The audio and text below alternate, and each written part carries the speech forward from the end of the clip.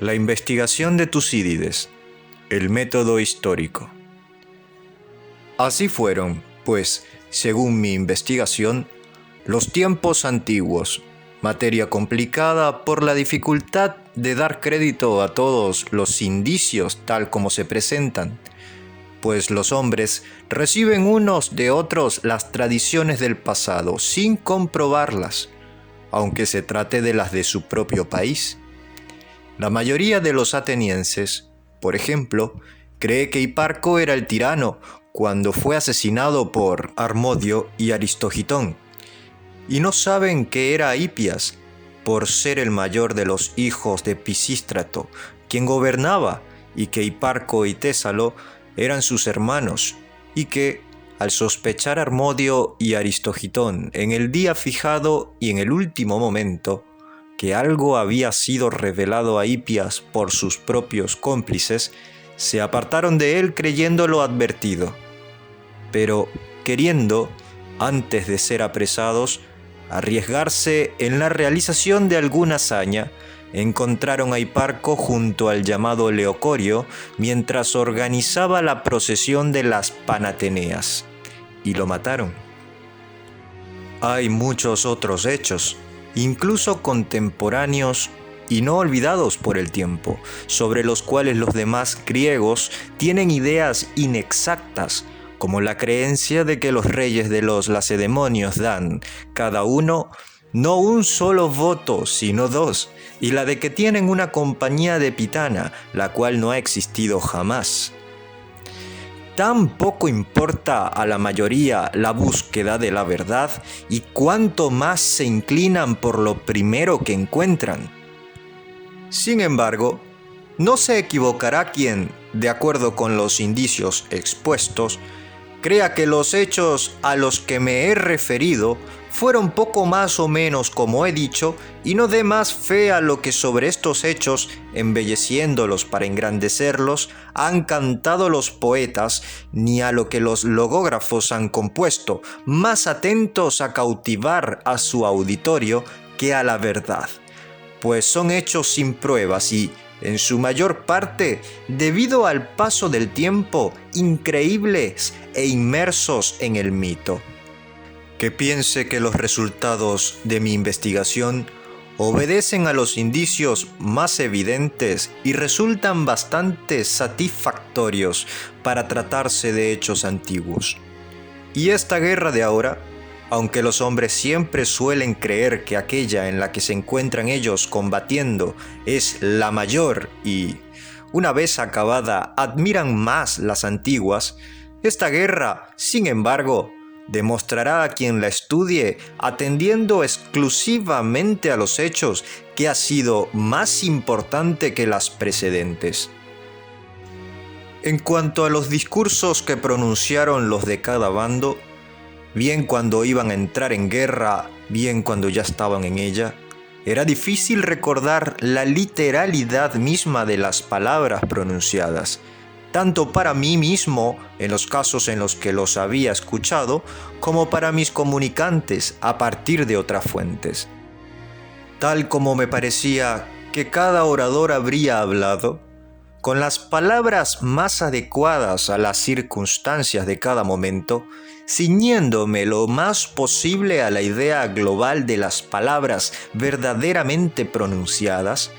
En este sentido, están redactados los discursos de mi obra. Y en cuanto a los hechos acaecidos en el curso de la guerra, he considerado que no era conveniente relatarlos a partir de la primera información que caía en mis manos, ni como a mí me parecía, sino escribiendo sobre aquellos que yo mismo he presenciado o que, cuando otros me han informado, he investigado caso por caso con toda la exactitud posible. La investigación ha sido laboriosa porque los testigos no han dado las mismas versiones de los mismos hechos, sino según las simpatías por unos o por otros, o según la memoria de cada uno. Tal vez la falta del elemento mítico en la narración de estos hechos restará encanto a mi obra ante un auditorio, pero si cuantos quieren tener un conocimiento exacto de los hechos del pasado y de los que en el futuro serán iguales o semejantes, de acuerdo con las leyes de la naturaleza humana, si estos la consideran útil, será suficiente. En resumen, mi obra ha sido compuesta como una adquisición para siempre, más que una pieza de concurso para escuchar un momento.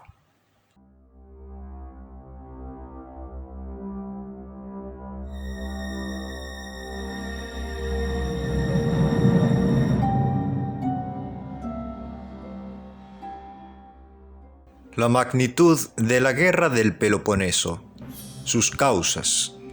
De los hechos anteriores, el más importante fue la guerra contra los medos, a pesar de que ésta se decidió rápidamente en 2 batallas navales y 2 terrestres. La duración de esta guerra nuestra, por el contrario, ha ido mucho más allá. Y ha ocurrido que en su transcurso se han producido en Grecia desastres sin parangón en un período igual. Nunca tantas ciudades fueron tomadas y asoladas, unas por los bárbaros y otras por los mismos griegos, luchando unos contra otros. Algunas hay incluso que cambiaron de habitantes al ser conquistadas. Nunca tampoco había habido tantos destierros y tanta mortandad, bien en la misma guerra, bien a causa de las luchas civiles. Historias que antes refería a la tradición, pero que raramente encontraban una confirmación en la realidad, dejaron de resultar inverosímiles.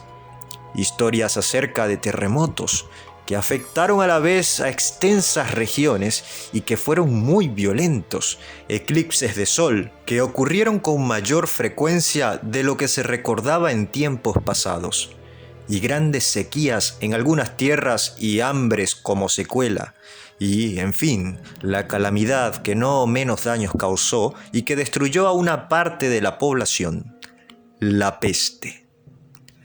Todos estos males cayeron sobre Grecia junto con esta guerra. La comenzaron los atenienses y los peloponesios al romper el tratado de paz de 30 años que habían concertado después de la conquista de Eubea. Para explicar por qué rompieron, he expuesto en primer lugar las razones de esta ruptura y las diferencias que la ocasionaron, a fin de que nunca nadie se pregunte por qué se produjo entre los griegos una guerra tan importante. La causa más verdadera, aunque la que menos se manifiesta en las declaraciones, pienso que la constituye el hecho de que los atenienses, al hacerse poderosos e inspirar miedo a los lacedemonios, les obligaron a luchar.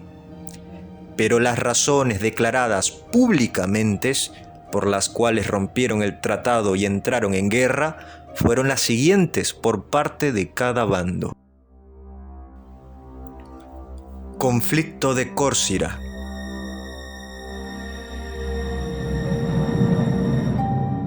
Epidamno es una ciudad situada a la derecha para el que entra en el Golfo Jonio. Vecinos suyos son los taulantios, bárbaros de raza iliria. La fundaron los corsirios, pero el fundador fue Falio, hijo de Eratóclides, corintio de nacimiento, del linaje de los Heráclidas, que, según la costumbre antigua, había sido traído de la metrópoli. Participaron también en la fundación algunos corintios y otras gentes de estirpe dórica. Con el paso del tiempo, la ciudad de los epidamnios se hizo grande y populosa. Pero, tras muchos años de disensiones internas, según se cuenta, a consecuencia de una guerra con sus vecinos bárbaros, se encontraron en la ruina y privados de la mayor parte de su fuerza. Finalmente, antes de esta guerra nuestra, el pueblo expulsó a los aristócratas y estos, atacando en compañía de los bárbaros, se dedicaron a saquear a los de la ciudad tanto por tierra como por mar. Cuando los epidamnios que estaban en la ciudad se vieron en apuros, enviaron embajadores a Córcira, como metrópoli que era, pidiendo que no miraran con indiferencia su destrucción, sino que los reconciliaran con los exiliados y pusieran fin a la guerra con los bárbaros. Formularon esta petición sentándose en el templo de Hera como suplicantes. Pero los corsirios no atendieron a la súplica, sino que los despidieron sin conseguir nada. Cuando los epidamnios supieron que no tendrían ninguna ayuda por parte de Córcira, se encontraron en la dificultad de resolver la situación y, enviando una embajada a Delfos, preguntaron al dios si debían entregar su ciudad a los corintios en su condición de fundadores y tratar de obtener de ellos alguna ayuda. El dios les respondió que entregaran la ciudad y se pusieran bajo la protección de los corintios. Los epidamnios marcharon, pues, a Corinto y, de acuerdo con el oráculo, entregaron la colonia, explicando que su fundador era de Corinto y comunicándoles la respuesta del oráculo. Y les pidieron que no miraran con indiferencia su destrucción, sino que los defendieran.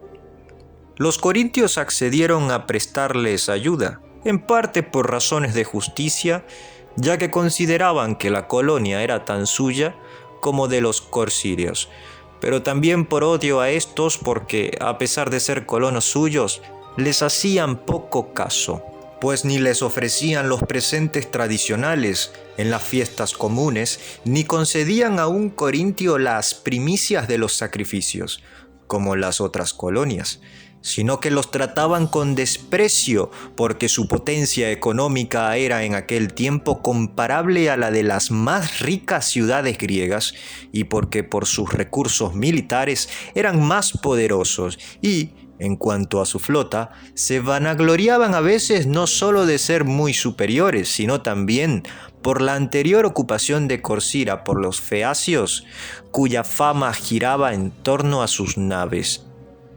Por esta razón, se preocupaban todavía más de equipar su flota, en la que precisamente no eran débiles, pues poseían 120 trirremes cuando entraron en guerra. Teniendo, pues, todos estos motivos de queja, los corintios enviaron gustosos su socorro a Epidamno, ordenando que partieran todos los colonos que quisieran, con una guarnición de ampraciotas, leucadios y corintios.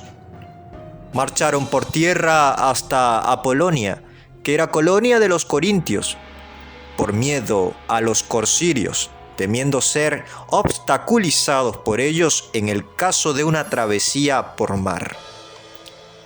Cuando los corsirios se enteraron de que los colonos y la guarnición habían llegado a Epidamno y de que su colonia había sido entregada a los corintios, se irritaron y zarpando rápidamente con 25 naves, seguidas luego por otra escuadra, ordenaron sin contemplaciones a los epidamnios que acogieran a los exiliados.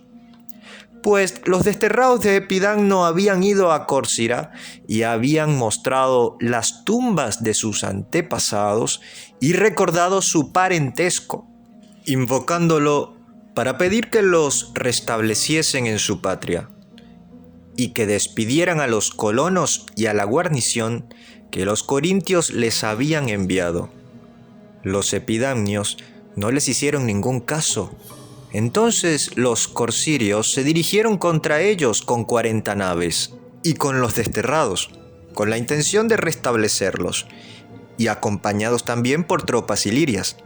Acamparon junto a la ciudad y proclamaron que los epidamnios que quisieran, así como los extranjeros, podían salir sin temor a represalias, pero que si no lo hacían, serían tratados como enemigos.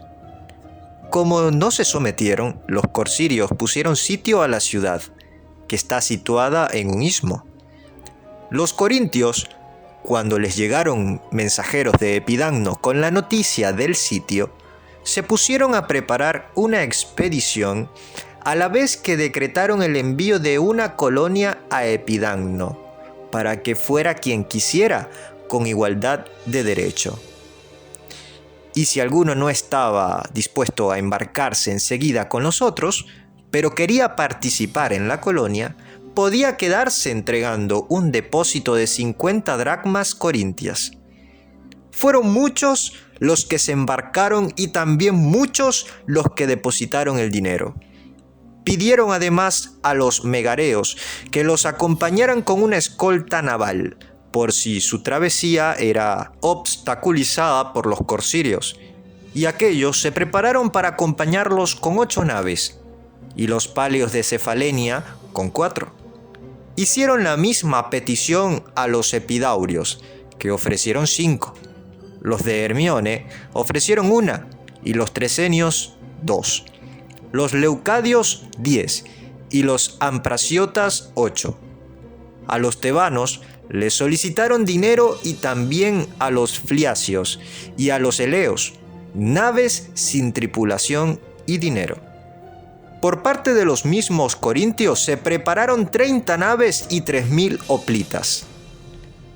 Cuando los corsirios se enteraron de estos preparativos, fueron a Corinto con embajadores lacedemonios y sicionios, que tomaron como acompañantes, y exhortaron a los corintios a retirar la guarnición y a los colonos que estaban en Epidamno, alegando que no tenían ningún derecho sobre Epidamno, y si tenían algo que reivindicar, declararon que ellos estaban dispuestos a someterse a un arbitraje en el Peloponeso ante las ciudades que ambos acordasen, y a que aquella de las 2 partes a la que fuera adjudicada la colonia se quedara con ella. También estaban dispuestos a remitirse al oráculo de Delfos, pero les aconsejaban no provocar la guerra. Decían que, en caso contrario, ante su violencia, se verían obligados, en defensa de sus intereses, a buscarse amigos contra su voluntad, amigos muy distintos a los que entonces tenían. Los corintios le respondieron que, si retiraban de Epidamno las naves y los bárbaros, negociarían, pero que no estaba bien que, mientras los de Epidamno sufrían un asedio, ellos se sometiesen a un arbitraje. Los corsirios replicaron que así lo harían si también los corintios retiraban a los que tenían en Epidamno, y que también estaban dispuestos a que ambas partes permanecieran en sus posiciones y mantuvieran una tregua hasta que se pronunciara el arbitraje.